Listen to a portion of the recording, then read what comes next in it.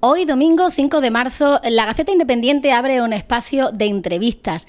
En la jornada de hoy hablamos de la actualidad. Como saben, recientemente el Tribunal Supremo ha rechazado la petición del juez Garzón de trasladar los restos del dictador Franco del Valle de los Caídos a un lugar privado. Pero además todavía quedan muchos restos de simbología franquista en municipios sin más lejos. En el caso de Villafranca de los Barros conoceremos toda esa simbología franquista. También, por ejemplo, el caso de la presa de Jaime Ozores, aquí muy cerquita, o sin ir más lejos, la polémica que ha habido con el cambio de nombre en función de la Ley de Memoria Histórica en el caso de Guadiana del Caudillo. De todos estos temas vamos a hablar con el historiador Paco Espinosa, como saben, de Villafranca de los Barros, afincado en Sevilla y que hoy nos recibe en su casa. Paco, muy buenos días. ¿Qué tal? ¿Qué tal? Bueno, pues muy bien, encantado de que nos recibas en tu casa para tratar todas estas cuestiones. Si te parece, Paco, empezamos en primer lugar por aquello de que es más actual y porque ha sido esta misma semana cuando lo hemos conocido, la decisión del Tribunal Supremo de finalmente rechazar la petición del juez Garzón de que los restos de Franco se trasladen a un lugar privado y no se mantengan en el Valle de los Caídos. Y además, el objetivo era también que el Valle de los Caídos se convierta en un monumento a los caídos de los dos bandos de la Guerra Civil. ¿Cómo consideras que cuándo se va a solucionar este problema? ¿Tiene que ser una solución judicial o piensas que finalmente será o tendrá que ser una decisión política? Yo entiendo que la solución para el Valle de los Caídos ya la dio la comisión que se creó hace varios años, que estableció un plan, por así decirlo, en el que tendría sentido ese monumento, convirtiéndolo en un centro de explicación de cómo se creó, etcétera, sacando de allí, por supuesto, a Franco y a José Antonio y dándole sepultura digna a todos los restos que hay allí de miles de personas que se trasladaron desde toda España.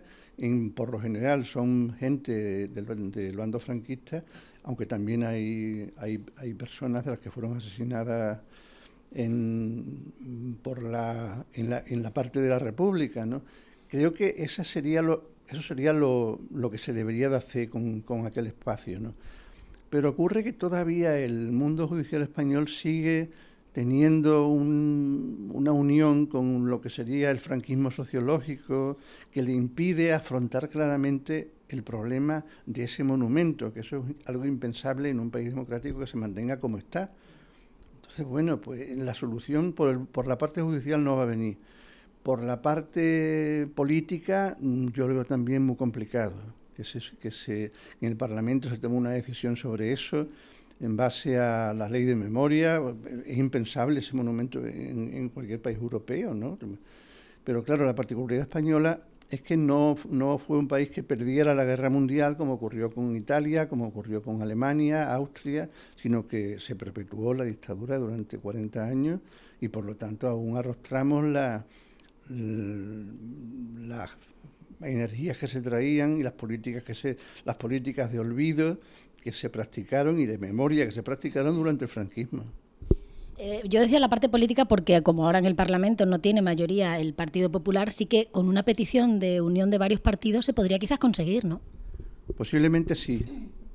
Yo creo que si se pusieran de acuerdo se podría hacer. Pero me parece que solo estarían de acuerdo en eso los grupos, por ejemplo, Podemos, los grupos catalanes, sí estarían de acuerdo en eso. Yo, por ejemplo, me planteo dudas sobre qué haría el Partido Socialista, si se apoyaría eso o no lo apoyaría. Y estoy seguro de que el PP hará todo lo posible para que no se haga. Y si pensamos que el PP es un partido que ahora mismo controla la mayoría de los espacios judiciales del país, pues entonces resulta sumamente complicado imaginarse eso. Habrá que seguir esperando, como con tantas otras cosas, ¿no? Que yo decía que nos íbamos al Valle de los Caídos, pero no hay que ser muy lejos para encontrar simbología franquista. Por ejemplo, hablamos de la presa de Jaime Ozores, que precisamente ha sido motivo de un artículo de un colaborador nuestro de la Gaceta Independiente del mes de enero. Sé que además tú también has investigado sobre esta cuestión y sorprende porque además yo creo que es muy desconocido para la gente que Jaime Ozores era una persona que estuvo en una comisión gestora de represión franquista y que, digamos, el premio que se le da a esta persona es darle el nombre a la presa, que por cierto también pues construyó y participó en la construcción, ¿no? Esto en base a la Ley de Memoria Histórica, ¿se puede solicitar y quién puede solicitar que este nombre sea modificado? Bueno, habría que intentarlo por la vía de la Ley de Memoria y no sé qué pasaría. el problema no es que se supiera o no se supiera este tipo de hechos.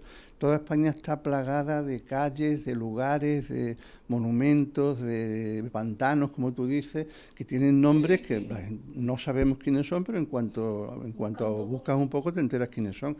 Evidentemente, el nombre de Jaime Ozores Marquina lo conoce cualquiera que haya investigado aquí en la zona esta, la cuestión del golpe militar.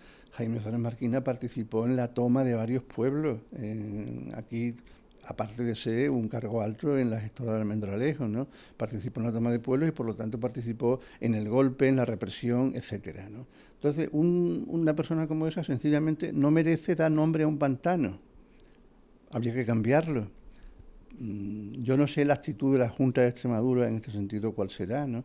Pero creo que se podría conseguir un acuerdo político para que, por vía de la ley de memoria y con un acuerdo político, se hiciese ese cambio. Como ha sucedido, por ejemplo, en el caso de Guadiana del Caudillo, aunque fíjate los problemas que está dando porque la gente no quiere modificarlo, ¿no? Muchas veces pues también porque llega tarde, ¿no? Es que es lo que en algunas ocasiones hablamos, es que estas cuestiones quizás deberían de estar ya resueltas hace muchos años, ¿no?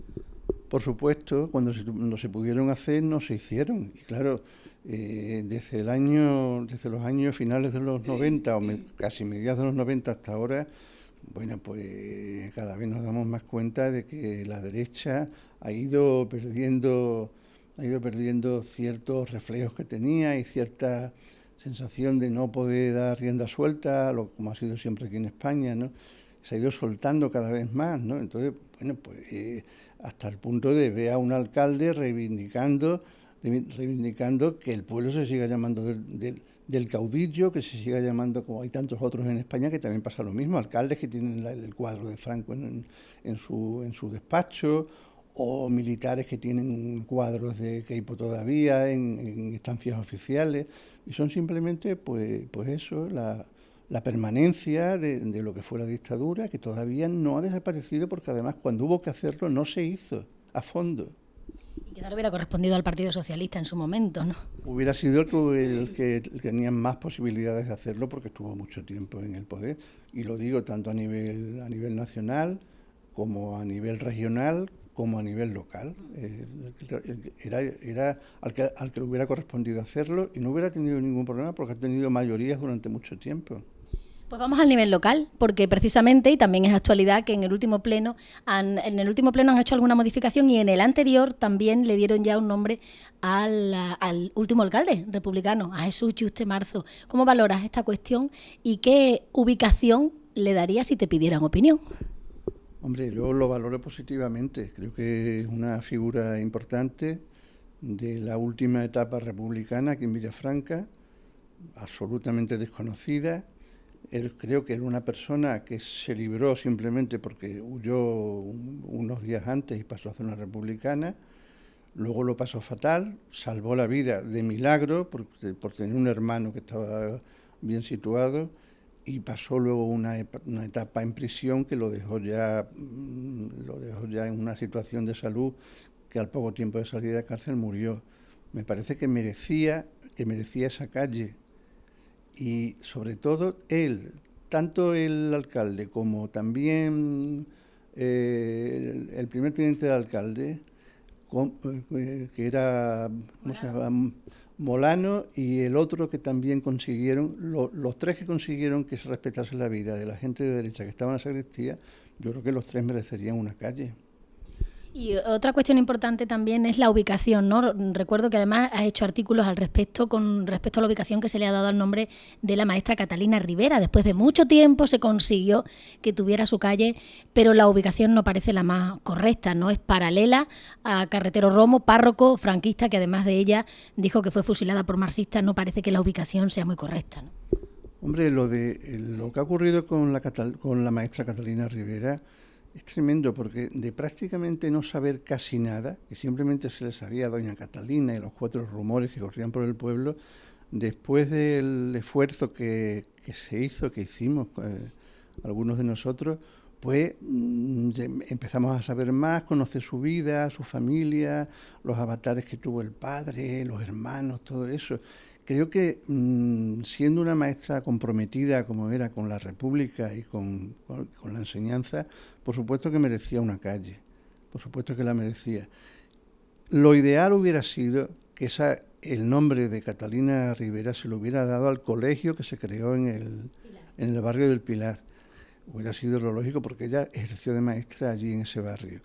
Una vez que se decidió ponérselo en una calle, lo que no tiene ningún sentido es que se pusiera la calle esa, se le pusiera la calle en el grupo de viviendas que había creado por iniciativa de la iglesia o suya, no sé cómo fue, Carretero Romo.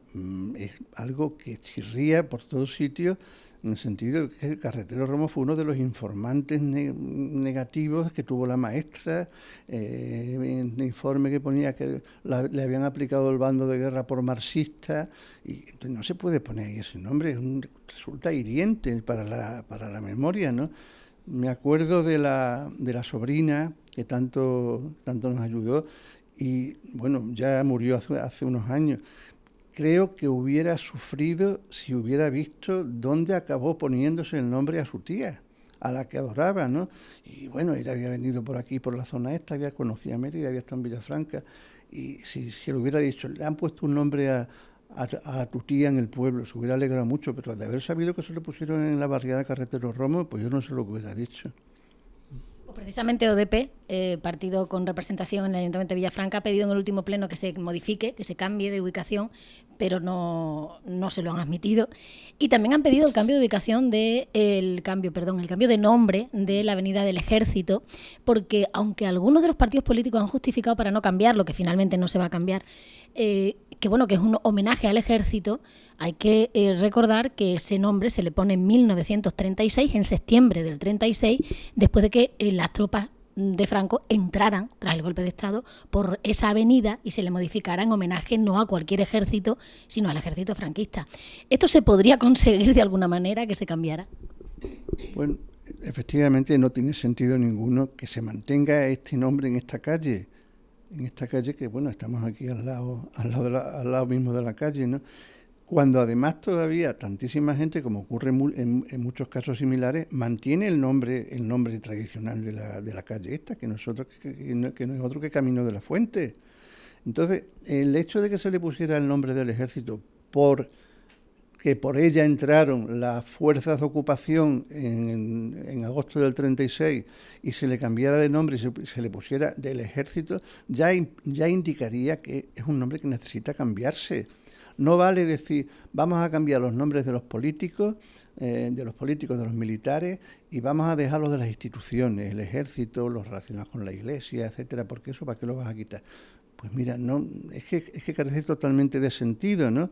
El Ejército, ese que tiene el nombre del Ejército de esa calle, es el nombre del Ejército que dio el golpe de Estado.